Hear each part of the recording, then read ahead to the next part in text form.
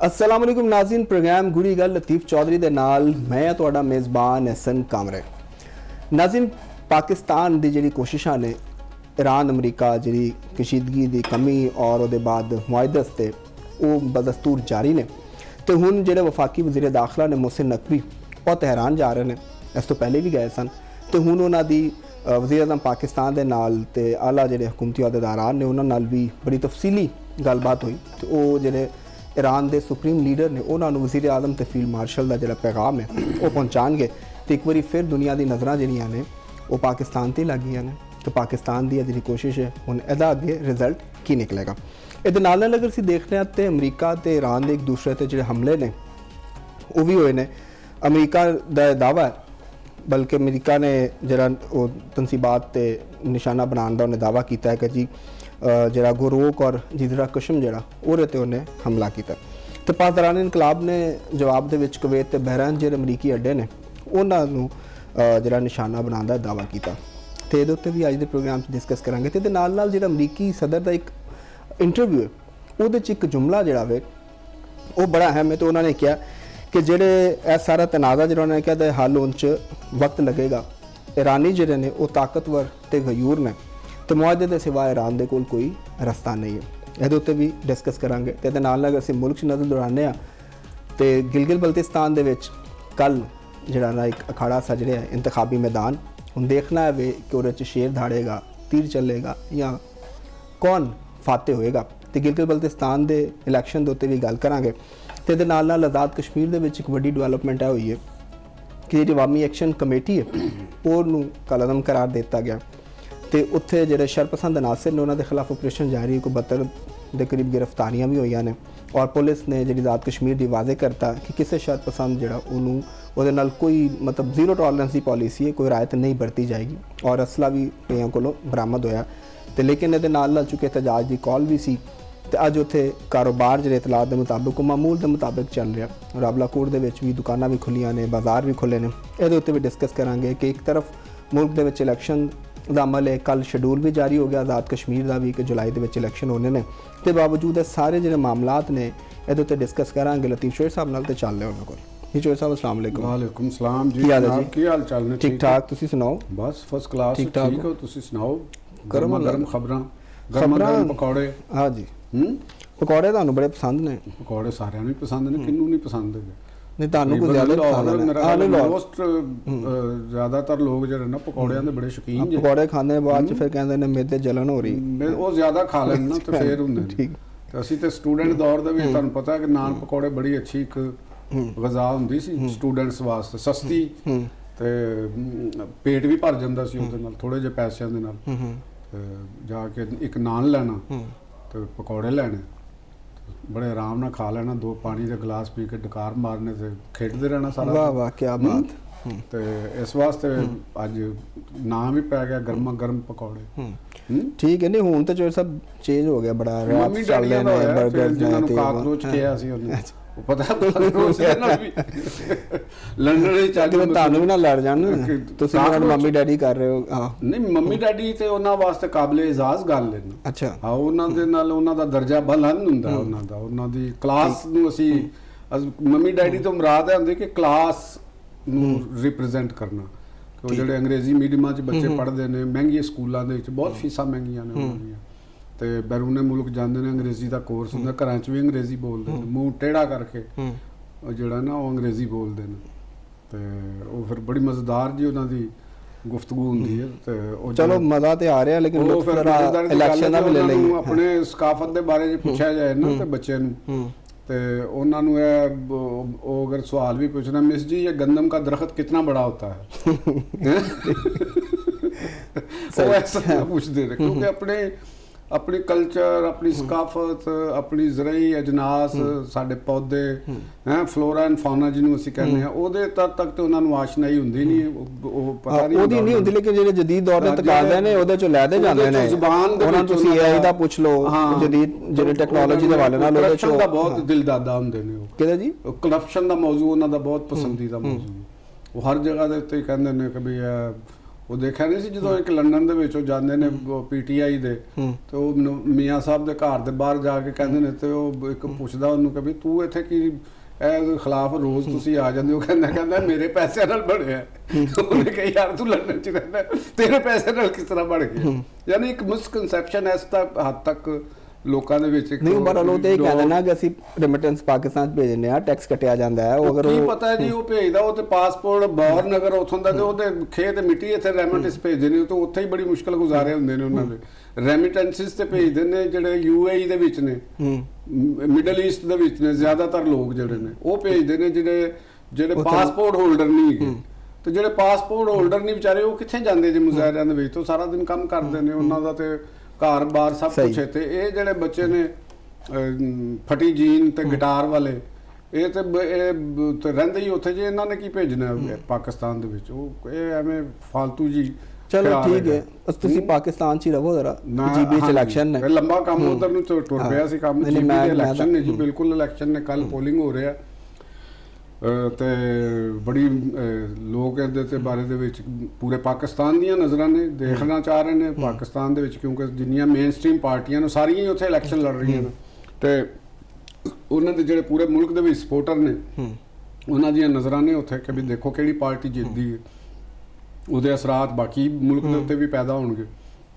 ਕਿਸੇ ਵੀ ਪਾਰਟੀ ਨੂੰ ਤੇ ਅਗਰ ਅੱਛਾ ਰਿਸਪਾਂਸ ਮਿਲਦਾ ਹੈ ਤੇ ਉਹਦੇ ਆਜ਼ਾਦ ਕਸ਼ਮੀਰ ਦੇ ਇਲੈਕਸ਼ਨ ਤੇ ਵੀ ਅਸਰਾਤ ਮੁਰਤਬ ਹੋਣਗੇ।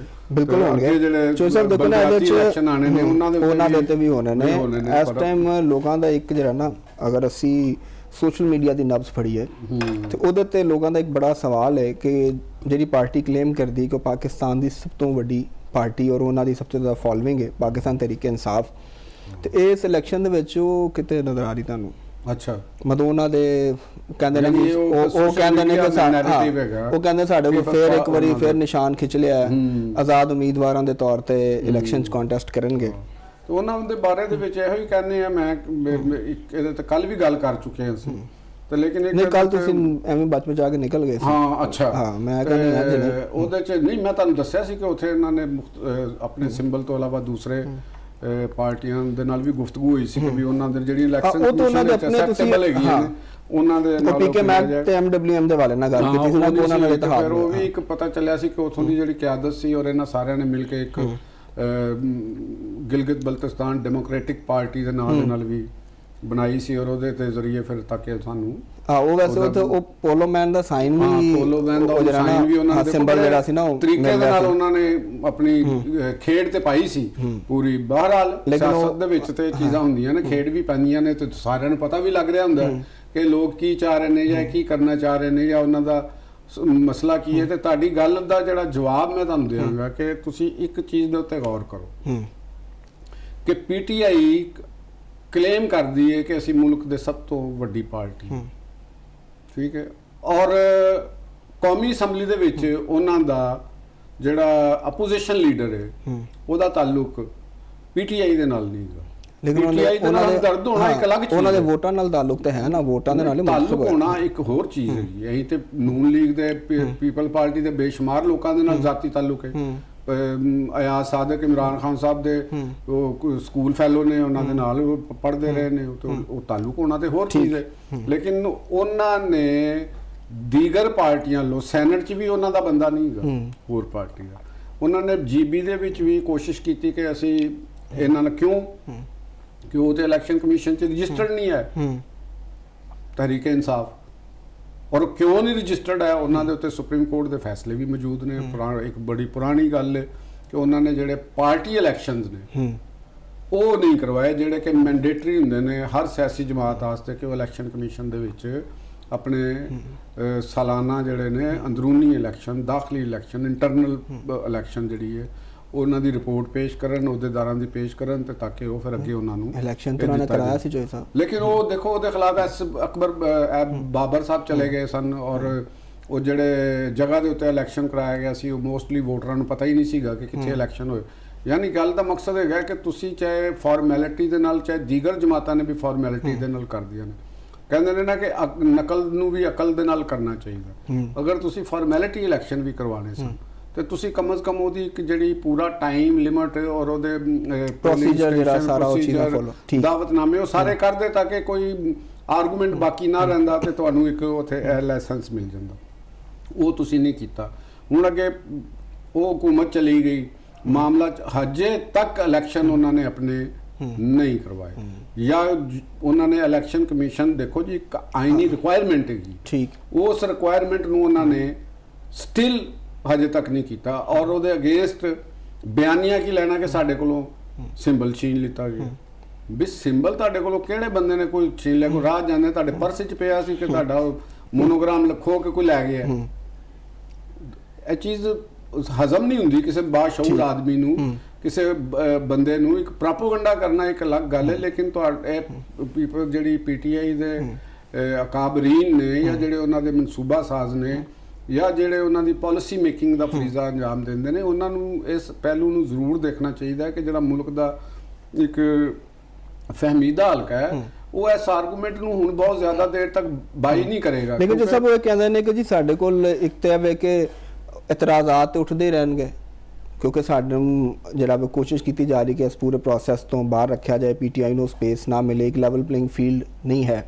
ਇਸ ਵਾਲੇ ਨਾਲ ਵੀ ਉਹਨਾਂ ਦੇ ਜਿਹੜਾ ਆਰਗੂਮੈਂਟ ਉਹ ਤੁਹਾਨੂੰ ਕਿਸ ਤਰ੍ਹਾਂ ਲੱਗ ਰਿਹਾ? ਦੇਖੋ ਲੈਵਲ ਪਲੇਇੰਗ ਫੀਲਡ ਦਾ ਜਿਹੜਾ ਤਾਲੁਕ ਹੁੰਦਾ ਹੈ ਨਾ, ਉਹ ਤੇ ਜਿਸ ਤਰ੍ਹਾਂ ਅਸੀਂ ਗੱਲ ਕਰ ਰਹੇ ਹਾਂ ਕਿ ਪੀਪਲਸ ਪਾਰਟੀ ਇਲੈਕਸ਼ਨ 'ਚ ਹਿੱਸਾ ਲੈ ਰਹੀ ਹੈ, ਉਹ ਹੁਣ ਵੀ ਕਹਿ ਰਹੀ ਹੈ ਕਿ ਜੀ ਉੱਥੇ ਸਾਡੇ ਖਿਲਾਫ ਪ੍ਰੋਪੇਗੈਂਡਾ ਹੋ ਰਿਹਾ, ਇੱਕ ਦੂਸਰੇ ਤੇ ਤਨਕੀਦ ਕਰ ਰਹੇ ਨੇ। ਇਹਦਾ ਮਤਲਬ ਇਹ ਥੋੜਾ ਕਿ ਤੁਸੀਂ ਇਲੈਕਸ਼ਨ ਨਹੀਂ ਲੜਨਾ ਜਾਂ ਤੁਹਾਨੂੰ ਇਲੈਕਸ਼ਨ ਤੋਂ ਬਾਹਰ ਕੱਢ ਦਿੱਤਾ ਗਿਆ। ਮੈਦਾਨ ਤੇ ਸਾਰਿਆਂ ਵਾਸਤੇ ਇੱਕੋ ਜਿਹਾ ਹੁੰਦਾ ਹੈ ਨਾ। ਘੋੜ ਦੌੜ ਹੋ ਰਹੀ ਹੈ, ਫੁੱਟਬਾਲ ਮੈਚ ਹੋ ਰਿਹਾ, ਕਬੱਡੀ ਦਾ ਮੈਚ ਹੋ ਰਿਹਾ, ਉਹਦੇ 'ਚ ਥੋੜਾ ਬਹੁਤਾ ਫਾਉਲ ਵੀ ਹੁੰਦੇ ਨੇ, ਦੇਖਦੇ ਨੇ ਤੁਸੀਂ, ਕਿਧਰੇ ਅੰਪਾਇਰ ਵੀ ਥੋੜੀ ਬਹੁਤੀ ਕਰ ਜਾਂਦਾ ਹੈ ਜਾਂ ਭੁੱਲ ਜਾਂਦਾ ਹੈ, ਲੇਕਿਨ ਉਹਦਾ ਮਤਲਬ ਇਹ ਥੋੜਾ ਹੁੰਦਾ ਕਿ ਮੈਚ ਨਹੀਂ ਹੁੰਦੇ ਜਾਂ ਤੁਸੀਂ ਇਹ ਐਕਸਕਿਊਜ਼ ਕਰੋ ਕਿ ਜੀ ਸਾਨੂੰ ਖੇਡਣ ਨਹੀਂ ਦਿੱਤਾ ਗਿਆ ਜਾਂ ਕਹਿੰਦੇ ਨੇ ਅਸੀਂ ਤਾਂ ਕੋਸ਼ਿਸ਼ ਕਰ ਰਹੇ ਹਾਂ, ਸਾਨੂੰ ਮੈਦਾਨ 'ਚ ਨਹੀਂ, ਕਿਸ ਤਰ੍ਹਾਂ ਮੈਦਾਨ 'ਚ ਜਿਹੜੀ ਤੁਸੀਂ ਸਵੇਰੇ ਉੱਠ ਕੇ ਨਵੇਂ ਦਿਨ ਕਿਹਨੂੰ ਨਹੀਂ ਪਤਾ ਚੱਲਦਾ ਕਿ ਪਾਰਟੀ ਗਿਲਗਿਤ ਡੈਮੋਕ੍ਰੈਟਿਕ ਪਾਰਟੀ ਬਣਾ ਰਹੇ ਹੋ, ਤੇ ਜ਼ਾਹਿਰ ਹੈ ਇੰਨੀ ਤੇਜ਼ੀ ਦੇ ਨਾਲ ਜਿਹੜਾ ਤੁਸੀਂ ਕੰਮ ਕਰੋਗੇ ਉਹਦੇ 'ਚ ਕੋਈ ਨਾ ਕੋਈ ਤੇ ਖਰਾਬੀਆਂ, ਕੋਈ ਨਾ ਕੋਈ ਨੁਕਸ ਤੇ ਛੱਡ ਜਾਓਗੇ ਨਾ। ਤੇ ਜਿਹੜੇ ਦੂਸਰੇ ਮੱਦੇ ਮੁਕਾਬਲ ਹੁੰਦੇ ਨੇ ਉਹ ਵੀ ਤੇ ਤੁਹਾਡੀਆਂ ਹਰਕਤਾਂ ਨੂੰ ਦੇਖ ਰਹੇ ਹੁੰਦੇ ਨੇ ਨਾ। ਇੱਕ ਸ਼ਰਾਰਤੀ ਬੱਚਾ, ਇੱਕ ਬਹਾਨੇਬਾਜ਼ ਬੱਚਾ ਜਿਹੜਾ ਉਹ ਰੋ ਕੇ ਮਾਂ ਪਿਓ ਨੂੰ ਦੱਸਦਾ ਮੈਨੂੰ ਇੱਥੇ ਦੇਰ ਹੋ ਗਈ ਸੀ, ਮੈਂ ਸਕੂਲ ਇਸ ਵਾਸਤੇ ਨਹੀਂ ਆ ਸਕਿਆ ਸੀ, ਟ੍ਰੈਫਿਕ ਬੰਦ ਸੀ, ਠੀਕ ਹੈ ਨਾ ਜੀ। ਤੇ ਉਹਨਾਂ ਨੂੰ ਤੇ ਪਤਾ ਹੁੰਦਾ ਨਾ ਕਿ ਵੀ ਟ੍ਰੈਫਿਕ ਕਿੰਨੀ ਕੁ ਬੰਦ ਸੀ, ਇਹਨਾਂ ਆਰਗੂਮੈਂਟ ਕਿੰਨਾ ਕੁ ਵੈਲਿਡ ਹੈਗਾ, ਕਿ ਇਹਨਾਂ ਨੂੰ ਪਤਾ ਤੇ ਉਹਨਾਂ ਨੂੰ ਸਾਰਿਆਂ ਨੂੰ ਸੀ। ਇਹਦੇ 'ਚ ਮੈਂ ਸਮਝਦਾ ਕਿ ਸਭ ਤੋਂ ਵੱਡਾ ਕਸੂਰ ਇਲੈਕਸ਼ਨ ਸਿੰਬਲ ਦੇ ਵਿੱਚ ਜਾਣਾ ਇਹ ਪੀਟੀਆਈ ਦੀ ਆਪਣੀ ਕਿਆਦਤ ਦਾ ਔਰ ਉਸ ਕਿਆਦਤ ਦਾ ਖਾਸ ਤੌਰ ਦੇ ਉੱਤੇ ਬਾਨੀ ਰਹਿ ਗਿਆ। ਜਿਹੜਾ ਮੈਨੂੰ ਲੱਗਦਾ ਕਿ ਦੇਖੋ ਬਾਨੀ ਨੇ ਕਦੇ ਵੀ ਪਾਰਟੀ ਦੇ ਇਸ ਪਹਿਲੂ ਨੂੰ ਰਿਡਰੈਸ ਕਰਨ ਵਾਸਤੇ ਕਦੇ ਕੋਈ ਹਦਾਇਤ ਨਹੀਂ ਦਿੱਤੀ। ਉਹਨਾਂ ਦੀਆਂ ਮੁਖਤਲਿਫ ਹਦਾਇਤਾਂ ਆਉਂਦੀਆਂ ਰਹਿਣਗੀਆਂ। ਉਹਨਾਂ ਦੀ ਸਿਸਟਰ ਅਲੀਮਾ ਖਾਨ ਸਾਹਿਬਾ ਜਿਹੜੀਆਂ ਨੇ ਉਹ ਇਹ ਤੱਕ ਤੇ ਕਹਿ ਦੇਣਗੀਆਂ ਜੀ ਤੁਸੀਂ ਬਜਟ ਨਾ ਪਾਸ ਕਰੋ।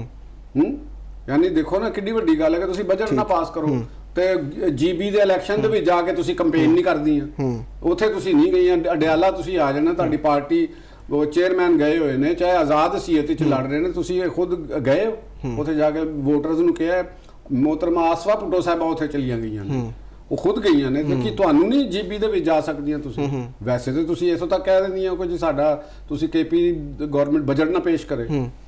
ਠੀਕ ਹੋ ਨਾ, ਕਿ ਅਗਰ ਤੁਹਾਡੀ ਐਡੀ ਅਥਾਰਟੀ ਹੈ ਤੁਸੀਂ ਚਲੋ ਬਾਹਰੋਂ ਤੇ ਸਭ ਇਹ ਤੇ ਹੋ ਗਿਆ ਨਾ ਸਿਆਸੀ। ਹਾਂ, ਤੁਹਾਨੂੰ ਵੈਸੇ ਪੋਜੀਸ਼ਨ ਕੀ ਲੱਗ ਰਹੀ ਹੈ ਇਲੈਕਸ਼ਨ ਦੇ ਵਾਲੇ ਨਾਲ? ਦੇਖੋ ਮੈਨੂੰ ਪੋਜੀਸ਼ਨ ਜਿਹੜੀ ਹੈ ਨਾ ਉਹ ਇਹ ਲੱਗ ਰਹੀ ਹੈ ਕਿ ਜਿਹੜੀ ਮੈਂ ਕੱਲ ਵੀ ਗੱਲ ਕੀਤੀ ਸੀ ਕਿ ਮੈਨੂੰ ਲੱਗ ਰਿਹਾ ਕਿ ਪੀਪਲਸ ਪਾਰਟੀ ਔਰ ਮੁਸਲਿਮ ਲੀਗ ਨੂਨ ਦੇ ਦਰਮਿਆਨ ਮੈਨੂੰ ਲੱਗ ਰਿਹਾ ਇੱਕ ਮੁਕਾਬਲਾ ਹੈਗਾ। ਅੱਛਾ, ਕਾਂਟੇਦਾਰ ਮੁਕਾਬਲਾ। ਤੇ ਹੁਣ ਦੇਖਣਾ ਇਹ ਹੈਗਾ ਕਿ ਜਿਹੜੀ ਉਸ ਏਰੀਆ ਦੇ ਵਿੱਚ ਜੀਬੀ ਦੇ ਇਲਾਕੇ ਦੇ ਅੰਦਰ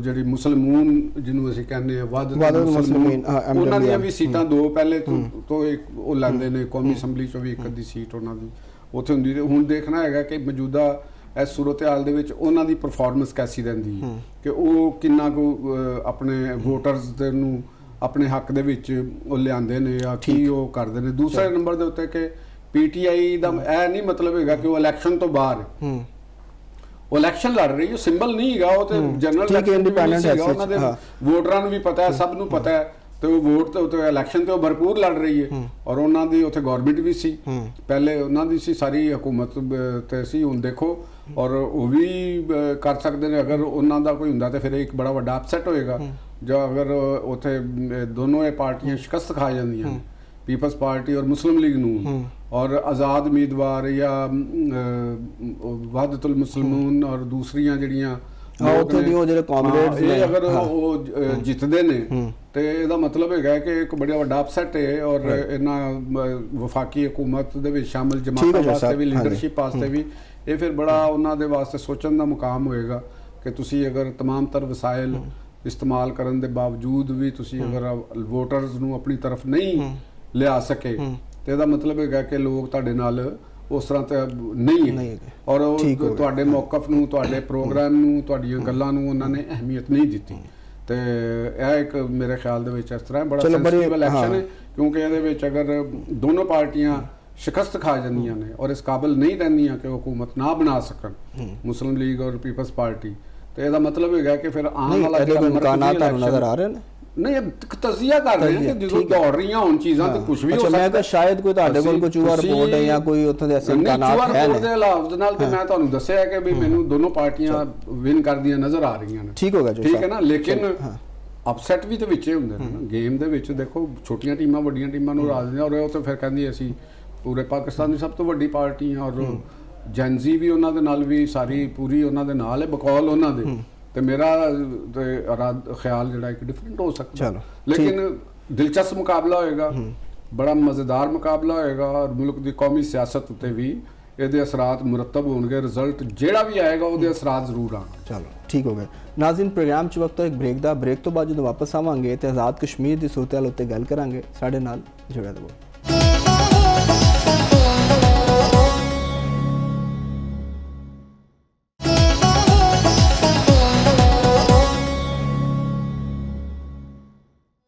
ਵੈਲਕਮ ਬੈਕ ਨਾਜ਼ਰੀਨ, ਆਜ਼ਾਦ ਜੰਮੂ ਕਸ਼ਮੀਰ ਅਵਾਮੀ ਐਕਸ਼ਨ ਕਮੇਟੀ ਜਿਹੜੀ ਉਹਨੂੰ ਕਲਅਦਮ ਕਰਾ ਦਿੱਤਾ ਗਿਆ ਤੇ ਹੁਣ ਜਿਹੜੇ ਸ਼ਰਪਸੰਦ ਅਨਾਸਰ ਨੇ ਉਹਨਾਂ ਦੇ ਖਿਲਾਫ ਉੱਥੇ ਆਪਰੇਸ਼ਨ ਜਾਰੀ ਹੈ।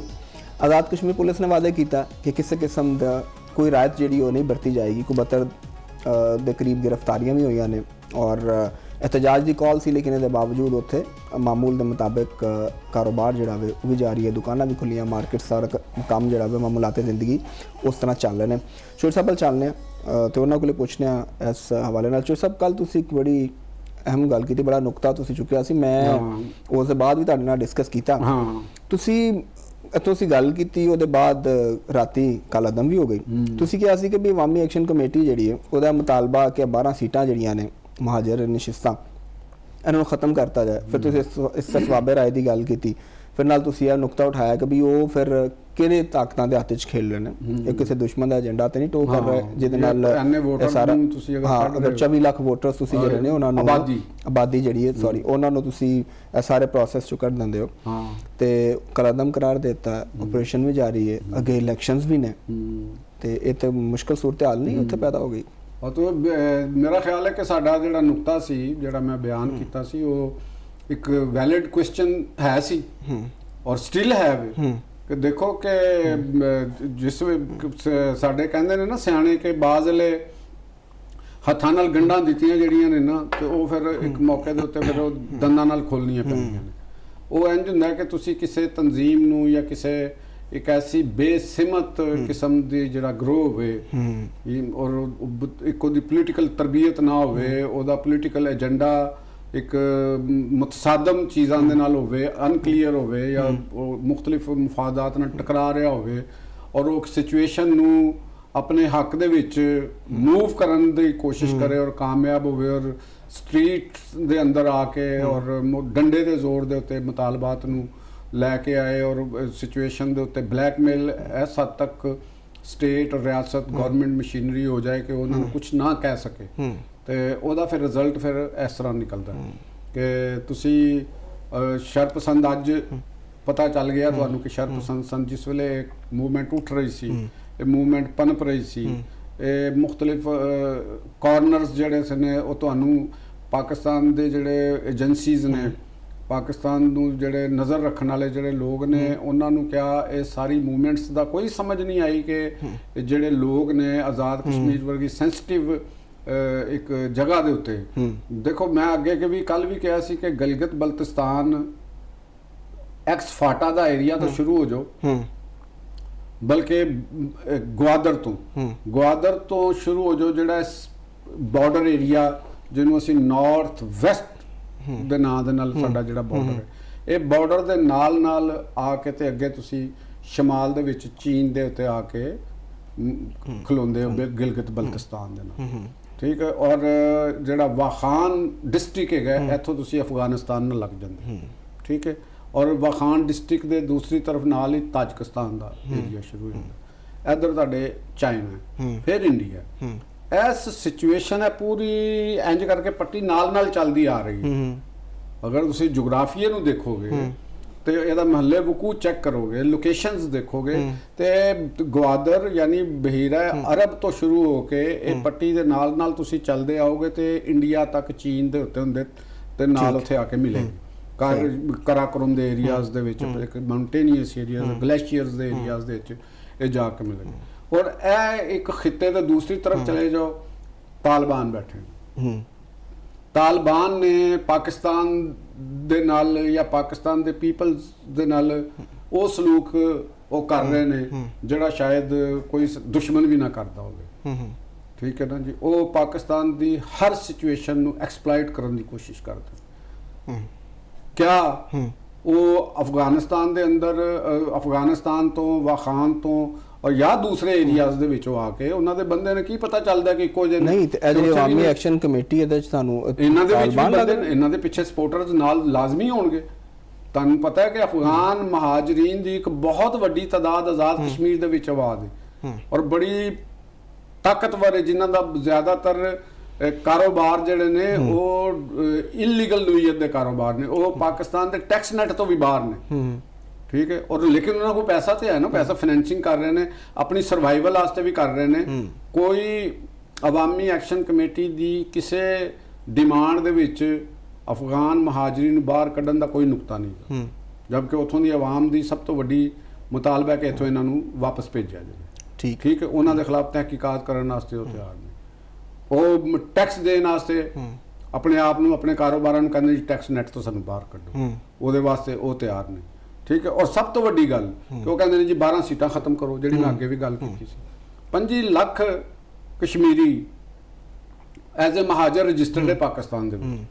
ਉਹ ਕੌਣ ਹੈਗਾ? ਤੁਸੀਂ ਇਹਨਾਂ ਨੂੰ, ਉਹਨਾਂ ਦੇ ਬਾਰੇ ਦੇ ਵਿੱਚ ਕੋਈ ਨਾ ਕੋਈ ਤੇ ਐਸੀ ਸ਼ਿਕ ਰੱਖਣੀ ਚਾਹੀਦੀ ਨਾ ਕਿ ਉਹ ਤੁਹਾਡੇ ਆਪਣੇ ਉਸ ਮਹਾਜਰ ਸਟੇਟਸ ਦੇ ਹੁੰਦੇ ਆ, ਤੁਸੀਂ ਜਾਂ ਤੇ ਹੋਵੇ ਨਾ ਕਿ ਉਹਨਾਂ ਦਾ ਮਹਾਜਰ ਸਟੇਟਸ ਫਿਰ ਖਤਮ ਕਰ ਦਿਓ, ਉਹ ਸਿਰਫ ਪਾਕਿਸਤਾਨੀ ਰਹਿ ਗਏ ਤੇ ਤੁਹਾਡੇ ਕੋਲੋਂ ਜਾਨ ਉਹਨਾਂ ਦੀ ਛੁੱਟ ਗਈ, ਤੇ ਮਤਲਬ ਤੁਸੀਂ ਇਹ ਚਾਹੁੰਦੇ ਹੋ ਕਿ ਵੀ ਸਾਡੀ ਜਾਨ ਉਹਨਾਂ ਦੇ ਕੋਲੋਂ ਛੁੱਟ ਜਾਵੇ। ਫਿਰ ਤੁਸੀਂ ਇੱਕ ਨੁਕਤਾ ਰੱਖਿਆ ਕਿ ਇੱਥੇ ਮੇਨ ਸਟ੍ਰੀਮ ਜਿਹੜੀਆਂ ਪਾਰਟੀਆਂ ਨੇ ਪਾਕਿਸਤਾਨ ਦੀਆਂ, ਉਹ ਕਿਉਂ ਪੋਲਿਟਿਕਸ ਕਰ ਰਹੀਆਂ ਨੇ, ਉਹ ਫਿਰ ਮੈਨੂਵਰ ਕਰਦੀਆਂ ਨੇ ਇਹਨਾਂ 12 ਸੀਟਾਂ ਦੇ ਉੱਤੇ।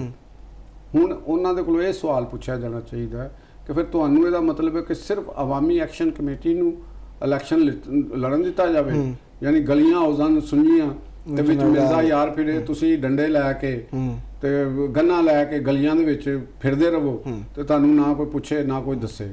ਔਰ ਦੂਸਰੀ ਇਹਦੇ ਨਾਲ ਇੱਕ ਹੋਰ ਗੱਲ ਹੈ ਕਿ ਇੰਡੀਅਨ ਹੈਲਡ ਕਸ਼ਮੀਰ ਦੇ ਅੰਦਰ ਬੀਜੇਪੀ ਇਲੈਕਸ਼ਨ ਲੜਦੀ ਹੈ, ਉੱਥੇ ਤੇ ਤੁਹਾਡਾ ਕੋਈ ਬੋਲਦੇ ਨਹੀਂ ਤੁਸੀਂ। ਐਕਸ਼ਨ ਕਮੇਟੀ ਦੀ ਮੈਂ ਗੱਲ ਕਰ ਰਿਹਾ, ਮੈਂ ਬੀਜੇਪੀ ਨਹੀਂ ਲੜਦੀ ਉੱਥੇ ਇਲੈਕਸ਼ਨ, ਇੰਡੀਅਨ ਨੈਸ਼ਨਲ ਕਾਂਗਰਸ ਆਈ ਨਹੀਂ ਲੜਦੀ ਇਲੈਕਸ਼ਨ ਉੱਥੇ।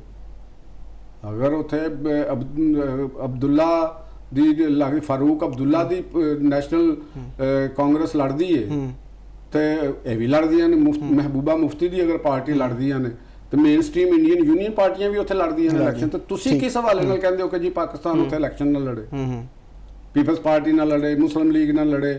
ਕਿਉਂ ਵੀ? ਤੁਸੀਂ ਪੂਰੇ ਮੁਲਕ ਦੇ ਵਿੱਚ ਆਓ, ਕਾਰੋਬਾਰ ਕਰੋ, ਪਾਕਿਸਤਾਨ ਦੇ ਵਿੱਚ ਆਓ, ਤੁਸੀਂ ਇਸਲਾਮਾਬਾਦ ਮੂੰਹ ਚੁੱਕ ਕੇ ਆ ਜਾਓ ਤੇ ਇੱਥੋਂ ਤੁਹਾਡੇ ਕੋਲ ਉੱਥੇ ਜਾ ਕੇ ਸਿਆਸਤ ਨਾ ਕਰੋ। ਪੀਪਲਸ ਪਾਰਟੀ 'ਚ ਜਿਹੜੀ ਵੀ ਸਿਆਸਤ ਕਰ ਰਹੇ ਨੇ, ਮੁਸਲਿਮ ਲੀਗ 'ਚੋਂ ਕਰ ਰਹੇ ਨੇ, ਤੇ ਉਹ ਕਸ਼ਮੀਰੀ ਨੇ। ਮੌਜੂਦਾ ਜਿਹੜੇ ਵਜ਼ੀਰ ਆਜ਼ਮ ਫੈਸਲ ਅਠੌਰ ਨੇ, ਕੌਣ ਹੈਗੇ ਨੇ? ਜਿਹੜੇ ਅਸਲੇ ਅਬੂਰੀ ਪ੍ਰੈਜ਼ੀਡੈਂਟ ਨੇ, ਚੌਧਰੀ ਲਤੀਫ ਅਕਬਰ ਸਾਹਿਬ, ਉਹ ਕੌਣ ਹੈਗੇ? ਉਹ ਕਸ਼ਮੀਰੀ ਨਹੀਂ। ਤੁਸੀਂ ਬਹੁਤੇ ਕਸ਼ਮੀਰੀ ਹੋ। ਜਾਂ ਤੁਹਾਡਾ ਸਾਰਿਆਂ ਦਾ DNA ਕਰਵਾਇਆ ਜਾਏ ਤਾਂ ਪਤਾ ਚੱਲੇ ਕਿ ਤੁਸੀਂ ਹੈ ਕੌਣ। ਇਹ ਵੀ ਤਾਂ ਦੇਖੋ ਨਾ। ਤੇ ਇੱਕ ਤਰੀਕਾਕਾਰ ਹੁੰਦਾ ਹੈ ਕਿਸੇ ਵੀ ਸਿਆਸਤ ਦਾ, ਕਿਸੇ ਵੀ ਮੁਤਾਲਬੇ ਦਾ। ਤੁਸੀਂ ਕਹੋ ਉਹਨਾਂ ਦੇ ਉੱਤੇ ਅੜ ਜਾਓ ਔਰ ਫਿਰ ਉਧਰੋਂ ਇਲੈਕਸ਼ਨ ਹੋਣ ਵਾਲੇ ਨੇ, ਉਧਰੋਂ GB ਦਾ ਇਲੈਕਸ਼ਨ ਹੋ ਰਿਹਾ, ਇੰਨਾ ਸੈਂਸਿਟਿਵ ਏਰੀਆ ਤੇ ਉਹਦੇ 'ਚ ਤੁਸੀਂ ਹੜਤਾਲ ਰੱਖ ਦਿੱਤੀ। ਸ਼ਰਪਸੰਦੀ ਪੈਦਾ ਕਰਨ ਵਾਸਤੇ, ਸ਼ਰਾਰਤ ਕਰਨ ਵਾਸਤੇ। ਮੈਂ ਬਹੁਤ ਸਖਤ ਤਨਕੀਦ ਕੀਤੀ ਸੀ ਉਹਨਾਂ ਦੇ ਉੱਤੇ, ਨਦੀਮ ਅਫਜ਼ਲ ਚੰਦ ਦੇ ਉੱਤੇ, ਕਿ ਉਹਨਾਂ ਨੇ ਜਦੋਂ ਬਿਆਨ ਜਾਰੀ ਕੀਤਾ ਜੀ ਪੰਜਾਬ ਪੁਲਿਸ ਤੇ ਕਿਉਂ ਗੱਲ ਕੀਤੀ ਕਿ ਵਾਏ ਬਈ ਤੋਰ ਕਿੱਥੋਂ ਪੁਲਿਸ ਆਣੀ ਹੈ? ਉਹਨਾਂ ਨੇ ਪੁਲਿਸ ਮੰਗੀ ਹੈ, ਹੁਣ ਆਜ਼ਾਦ ਕਸ਼ਮੀਰ 'ਚ ਪੁਲਿਸ ਜਾਣੀ ਹੈ ਤੇ ਕੇਪੀ ਦੇ ਅੰਦਰ ਪੁਲਿਸ ਦੀ ਤਾਦਾਦ ਕਿੰਨੀ ਹੈ, ਬਲੋਚਿਸਤਾਨ 'ਚ ਕਿੰਨੀ ਹੈ, ਸਿੰਧ 'ਚ ਕਿੰਨੀ ਹੈ, ਕਰਾਚੀ 'ਚ ਕਿੰਨੀ ਹੈ, ਤੇ ਜਿੱਥੋਂ ਵੀ ਲੱਭੇਗੀ ਤੇ ਉੱਥੋਂ ਹੀ ਭੇਜਣੀ ਹੈ ਨਾ। ਹਾਂ, ਜਿੱਥੇ ਇਜ਼ਾਫੀ ਹੈ ਤੇ ਤੁਸੀਂ ਉਹਦੇ ਤੇ ਉੱਠ ਕੇ ਇਤਰਾਜ਼ਾਤ ਸ਼ੁਰੂ ਕਰ ਦਿਓ। ਇਹ ਤੇ ਕੋਈ ਗੱਲ ਨਹੀਂ ਨਾ ਹੈਗੀ, ਕੋਈ ਤਰੀਕਾਕਾਰ ਨਹੀਂ ਹੈਗਾ। ਮੇਰਾ ਨਹੀਂ ਖਿਆਲ ਕਿ ਜੇ ਕਿਸੇ ਨੂੰ ਵੀ ਸ਼ਰਪਸੰਦੀ ਦੀ ਇਜਾਜ਼ਤ ਪਾਕਿਸਤਾਨ ਦੇ ਦੇਣੀ ਚਾਹੀਦੀ, ਜਿਹੜੀ ਮੈਂ ਅੱਗੇ ਵੀ ਗੱਲ ਕੀਤੀ ਸੀ। ਦੇਖੋ ਨਾ, ਉਹ ਤੇ ਗੱਲ ਠੀਕ ਹੈ ਤੁਹਾਡੀ, ਲੇਕਿਨ ਅਵਾਮੀ ਜਿਹੜੀ ਹੈ ਐਕਸ਼ਨ ਕਮੇਟੀ ਹੈ, ਇਹਦੇ ਨਾਲ ਮੁਜ਼ਾਕਰਾਤ ਵੀ ਜਾਰੀ ਸਨ, ਬਕਾਇਦਾ ਕਮੇਟੀ ਹਕੂਮਤੀ ਸਤ੍ਹਾ ਤੇ ਵੀ ਬਣੀ ਸੀ, ਉਹ ਗੱਲਾਂ ਬਾਤਾਂ ਚੱਲ ਰਹੀਆਂ ਸਨ। ਤੇ ਇਹਦਾ ਮਤਲਬ ਹੈ ਕਿ ਹੁਣ ਉਹਨਾਂ ਦੇ ਜਿਹੜੇ ਜਿੰਨੇ ਵੀ ਮੁਤਾਲਬਾਤ ਸਨ ਉਹ ਨਾਜਾਇਜ਼ ਹੋ ਗਏ ਔਰ ਕਲਅਦਮ ਵੀ ਹੋ ਗਏ। ਜਿਸ ਵੇਲੇ ਚੀਜ਼ ਹੀ ਕਲਅਦਮ ਹੋ ਗਈ, ਉਹਨਾਂ ਦੇ ਮੁਤਾਲਬਾਤ ਕਾਹਦੇ ਰਹੇ? ਮੁਲਕ ਦੀਆਂ ਆਜ਼ਾਦ ਕਸ਼ਮੀਰ ਦੀਆਂ तमाम ਪਾਰਟੀਜ਼, ਆਲ ਪਾਰਟੀਜ਼ ਕਾਨਫਰੰਸ ਹੋਈ, ਉਹਦੇ ਤੇ ਉਹਨਾਂ ਨੇ ਸਭ ਨੇ ਉਹਦੇ ਤੇ ਇਤਫਾਕ ਕੀਤਾ। ਉੱਥੇ ਪ੍ਰੈਜ਼ੀਡੈਂਟ ਹੈਗਾ, ਉੱਥੇ ਪ੍ਰਾਈਮ ਮਿਨਿਸਟਰ ਹੈਗੀ ਹੈ, ਉੱਥੇ ਕੋਰਟ ਹੈਗੀ ਹੈ, ਉੱਥੇ ਪਾਰਲੀਮੈਂਟ ਹੈਗੀ ਹੈ। ਸਿਰਫ ਤੁਹਾਡੇ ਮੁਤਾਲਬਾਤ ਹੀ ਸਿਰਫ ਮੰਨੇ ਜਾ ਸਕਦੇ ਨੇ। ਉਹ ਕੌਣ ਹੈਗੇ ਨੇ? ਉਹਨਾਂ ਦੀ ਵੀ ਕੋਈ ਵੈਲਿਊ, ਕੋਈ ਕਾਨੂੰਨ, ਕੋਈ ਜ਼ਾਬਤਾ, ਕੋਈ ਚੀਜ਼ ਹੈ ਕਿ ਨਹੀਂ ਹੈ? ਇਹ ਦੂਜੇ ਫਰੀਕ ਦਾ ਵੀ ਕੰਮ ਹੈ ਨਾ। ਤੁਸੀਂ ਇੱਕ ਥੋੜੇ ਫਰੀਕ, ਉਹਨਾਂ ਨੇ ਬਾਈਕਾਟ ਕਰਤਾ ਸੀ APC ਦਾ। ਤੁਸੀਂ ਅਗਰ ਸਾਰੇ ਜਣੇ ਅਲੱਗ ਹੋਏ, ਇਹਦਾ ਮਤਲਬ ਤੇ ਇਹੋ ਹੀ ਹੋਇਆ ਨਾ ਕਿ ਜੋ ਅਸੀਂ ਕਹਿ ਰਹੇ ਹਾਂ ਤੇ ਉਹ ਠੀਕ ਹੈ, ਬਾਕੀ ਸਾਰੇ ਤੁਸੀਂ ਇੱਥੋਂ ਚਲੇ ਜਾਓ। ਕਿਸੇ ਜਗ੍ਹਾ ਤੇ ਪੰਚਾਇਤ ਵਿੱਚ ਬੈਠਣ ਦਾ ਤਰੀਕਾਕਾਰ ਇਹ ਹੁੰਦਾ ਕਿ ਤੁਸੀਂ ਸਾਰੀਆਂ ਗੱਲਾਂ ਤੇ ਨਹੀਂ ਆਪਣੀਆਂ ਮਨਾਉਣੀਆਂ ਹੁੰਦੀਆਂ, ਲੇਕਿਨ ਜੋ ਸਭ ਹੁਣ ਦੇਖਣਾ ਤੇ ਹੈ ਨਾ ਕਿ ਅੜ ਜਾਓ। ਉਹ ਪਹਿਲੇ ਵੀ ਤੁਹਾਨੂੰ ਪਤਾ ਹੈ ਇਤਜਾਜ ਕਰਕੇ ਤੇ ਉਹ ਬੜਾ ਕਰਾਊਡ ਇਕੱਠਾ ਕਰ ਲਿਆ ਸੀ ਉਹਨਾਂ ਨੇ, ਤੇ ਹੁਣ ਇੱਕ ਵੱਡਾ ਚੈਲੰਜ ਤੇ ਹੈ ਹਕੂਮਤ ਵਾਸਤੇ। ਮੈਂ ਤੁਹਾਨੂੰ ਇਹ ਕੁਐਸਚਨ ਸਮਥਿੰਗ ਡਿਫਰੈਂਟ, ਇਹ ਸਾਡੀ ਹਕੂਮਤ ਦੇ ਉੱਤੇ ਆਉਂਦਾ। ਉਸ ਹਕੂਮਤ ਨੂੰ ਇਸ ਮਾਮਲੇ ਦੇ ਉੱਤੇ ਕਿੰਨਾ ਅਜ਼ਮ ਹੈ ਉਹਨਾਂ 'ਚ, ਕਿੰਨੀ ਉਹਨਾਂ ਦੇ ਵਿੱਚ ਪਾਵਰ ਹੈ। ਰਿਆਸਤ ਦੀ ਰਿਟ ਨੂੰ ਚੈਲੰਜ ਕਰਨ ਵਾਲਿਆਂ ਦੇ ਖਿਲਾਫ ਜਾਂ ਉਹਨਾਂ ਨੂੰ ਸਬਕ ਸਿਖਾਉਣ ਵਾਸਤੇ ਉਹ ਕਿੰਨੀ ਕੁ ਜੁਰਤ ਦਾ ਮੁਜ਼ਾਹਰਾ ਕਰਦੇ ਨੇ, ਕਿੰਨਾ ਕਰਦੇ ਨੇ। ਪਾਕਿਸਤਾਨ ਦੇ ਅਦਾਰਿਆਂ ਦੇ ਵਿੱਚ ਬਹੁਤ ਪਾਵਰ ਹੈਗੀ, ਇਹਦੇ ਵਿੱਚ ਕੋਈ ਸ਼ੁਬਾ ਨਹੀਂ। ਲੇਕਿਨ ਜਿਹੜੀ ਪੋਲੀਟੀਕਲ ਐਲੀਟ ਹੁੰਦੀ ਹੈ, ਜਿਹੜੇ ਉੱਥੋਂ ਦੇ ਸਟੇਕ ਹੋਲਡਰ ਹੁੰਦੇ ਨੇ, ਉਹਨਾਂ ਦੀ ਵੀ ਚੀਜ਼ਾਂ, ਉਹਨਾਂ ਦਾ ਵੀ ਅਜ਼ਮ, ਉਹਨਾਂ ਦੀ ਵੀ ਜੁਰਤ ਕਾਊਂਟ ਹੁੰਦੀ ਹੈ ਕਿ ਉਹ ਕੀ ਕਰਦੇ ਨੇ, ਕੀ ਨਹੀਂ ਕਰਦੇ। ਤੇ ਲਿਹਾਜ਼ਾ ਮੇਰਾ ਖਿਆਲ ਹੈਗਾ ਕਿ ਇਹ ਜਿਹੜੀ ਅਵਾਮੀ ਐਕਸ਼ਨ ਪਾਰਟੀ ਹੈ, ਇਹਨੇ ਲੋਕਾਂ ਨੂੰ, ਇਹਨਾਂ ਨੂੰ ਸਭ ਨੂੰ ਸੋਚਣਾ ਚਾਹੀਦਾ ਹੈ ਔਰ ਕੋਈ ਐਸਾ ਕੰਮ ਨਹੀਂ ਕਰਨਾ ਚਾਹੀਦਾ ਕਿ ਤੁਸੀਂ ਇਸ ਮੁਲਕ ਨੂੰ ਨੁਕਸਾਨ ਪਹੁੰਚਾਓ, ਬਲਕਿ ਤੁਸੀਂ ਆਜ਼ਾਦ ਕਸ਼ਮੀਰ ਦੇ ਲੋਕਾਂ ਨੂੰ ਨੁਕਸਾਨ ਪਹੁੰਚਾਓ ਔਰ ਕਸ਼ਮੀਰ ਕੌਮ ਨੂੰ ਨੁਕਸਾਨ ਪਹੁੰਚਾਓ। ਠੀਕ ਹੋ ਗਿਆ, ਤੇ ਇਹਦੇ ਤੋਂ ਬਚਣਾ ਚਾਹੀਦਾ ਹੈ। ਔਰ ਮੈਂ ਜਿਹੜੀ ਪਹਿਲੇ ਗੱਲ ਸੀ ਕਿ ਪਾਕਿਸਤਾਨ ਇੱਕ ਹਾਰਡ ਸਟੇਟ, ਹੁਣ ਉਹ ਸਟੇਟ ਨਹੀਂ ਹੈ ਜਿਹਦੇ ਤੁਹਾਨੂੰ ਰਾਇਤ ਮਿਲੇਗੀ।